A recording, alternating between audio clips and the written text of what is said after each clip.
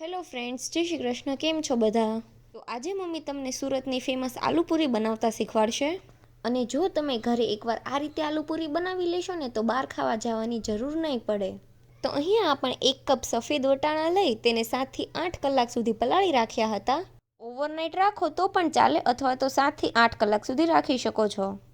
તો વટાણાને આપણે 5 થી 6 વિસલ કુકરમાં કરીને બાફી લેવાના છે. તો વટાણા બફાય ને ત્યાં સુધીમાં આપણે કોકમની ચટણી બનાવી લઈએ. તો અહીંયા આ રીતના કોકમ આવે ને તે લેવાના છે. તો તે આપણે અડધા બાઉલ જેટલા લેશું. તો 1 બાઉલ આપણે ગરમ પાણી કરવા મૂકી દીધું હતું, તો તેમાં આપણે કોકમને ઉમેરવાના છે. અને તેમાં આપણે અડધી ચમચી મીઠું, 1 ચમચી લાલ મરચું પાવડર, 1 ચમચી ધાણા જીરું પાવડર, 1 ચમચી ખાંડ અને અડધા લીંબુનો રસ. તો બધું જ ઉમેર્યા પછી સારી રીતે મિક્સ કરી લેવાનું. તો કોકમ એકદમ સોફ્ટ થાય ને ત્યાં સુધી તેને આપણે થવા દેવાનું છે. એટલે ડીશ ઢાંકીને આપણે 10 મિનિટ જેવું થવા દેશું. તો કોકમ આપણે એકદમ પરફેક્ટ બફાઈ જશે ને એટલે તે ફૂલી જશે અને એકદમ સોફ્ટ થઈ જશે. તો હવે ગેસની ફ્લેમ બંધ કરીને તેને ઠંડુ થવા દેવાનું છે. તો હવે આપણે ગ્રીન ચટણી બનાવી લઈએ. 4 થી 5 નંગ જેટલા તીખા લાંબા મરચાં અને તેને આ રીતે રીંગમાં કટ કરી લીધા છે. અને અહીંયા અડધા બાઉલ જેટલા લીલા ધાણા લીધા છે.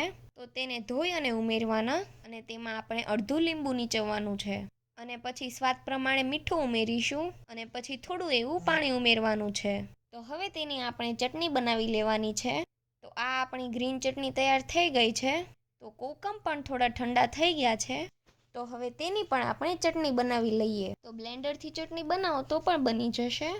તો આ આપણી કોકમની ચટણી પણ તૈયાર થઈ ગઈ છે. તો હવે આપણે પૂરી બનાવવા માટે લોટ બાંધી લેશું.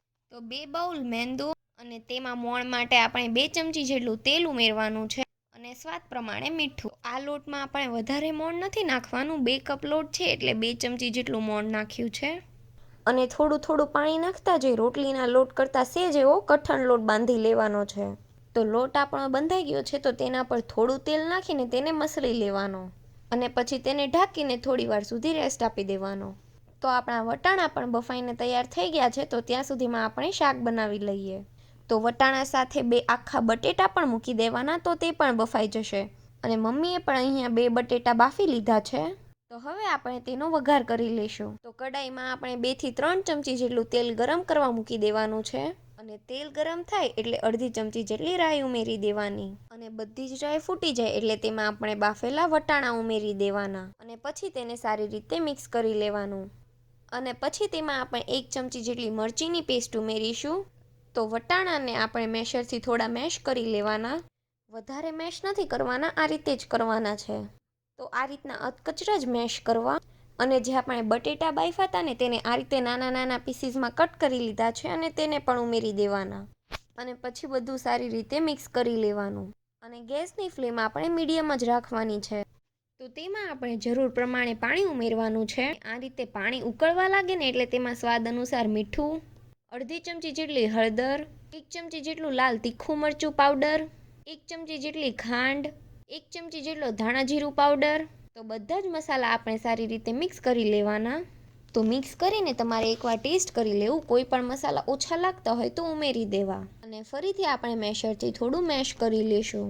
તો રગડો હજી થોડો ઘાટો લાગે છે તો ફરીથી આપણે થોડું પાણી ઉમેરીશું. અને થોડી વાર તેને આપણે થવા દેશું. તો તમે જોઈ શકો છો કે આપણો વટાણા બટેટાનો રગડો એકદમ પરફેક્ટ બનીને તૈયાર થઈ ગયો છે. તો હવે આપણે પૂરી બનાવી લઈએ. તો લોટને આપણે થોડો એવો મસળીને તેમાંથી મોટો લુઓ બનાવી લેશું. અને પ્લેટફોર્મ સાફ કરીને તેના પર જ આપણે રોટલી બનાવવાની છે. તો આ રીતે લુઆને આપણે મેંદાના લોટમાં ડસ્ટ કરી લેવાનો. અને આ રીતનો લુઓ તૈયાર કરીને તેમાંથી મોટી રોટલી બનાવી લેવાની. અને જરૂર પડે તો મેંદો ડસ્ટ કરતો જવાનો. તો તમે જોઈ શકો છો કે આપણે એકદમ સરસ મોટી રોટલી બનાવી લીધી છે. તો પછી આપણે ગ્લાસ લેવાનો છે અને તેના મદદથી આ રીતે પૂરી બનાવી લેવાની છે. આ રીતે પૂરી બનાવવાથી પૂરી આપણી બધી જ એક સરખી થશે.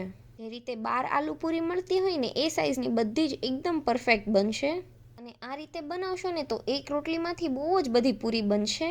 તો આ રીતે જ તમારે બધી પૂરી બનાવી લેવાની. તો હવે આપણે પૂરીને ફ્રાય કરી લઈશું.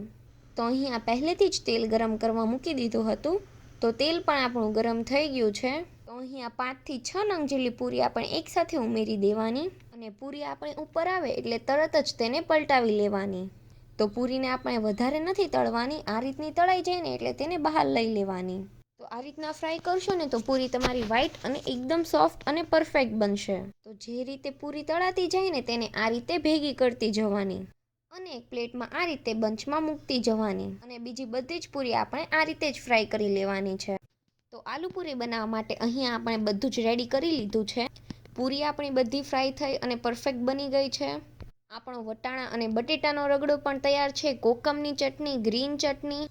તો તમે જોઈ શકો છો કે પૂરી આપણી બહાર મળે ને એવી જ બની છે, એકદમ વ્હાઈટ અને સોફ્ટ. તો અહીંયા ધાણા લીધા છે અને કાંદા પણ આ રીતે કટ કરીને લીધા છે અને આલુ સેવ અને ચાટ મસાલો લીધો છે. પ્લેટમાં આપણે પૂરી આ રીતે ગોઠવી લેવાની છે અને પહેલાં તેના પર આપણે જે વટાણા અને બટેટાનો રગડો તૈયાર કર્યો છે ને તે 1 ચમચી જેટલો નાખવાનો છે.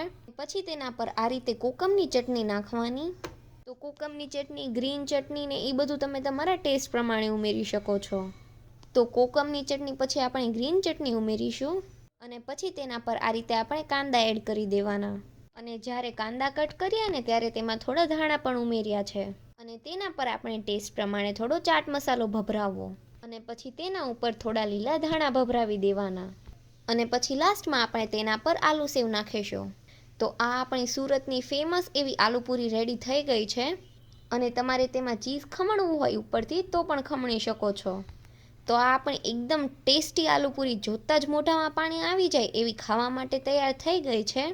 અને જો તમને આ રેસીપી ગમી હોય તો વિડીયોને લાઇક કરજો, શેર કરજો અને અમારી ચેનલને સબસ્ક્રાઈબ કરી દેજો. Thanks for watching.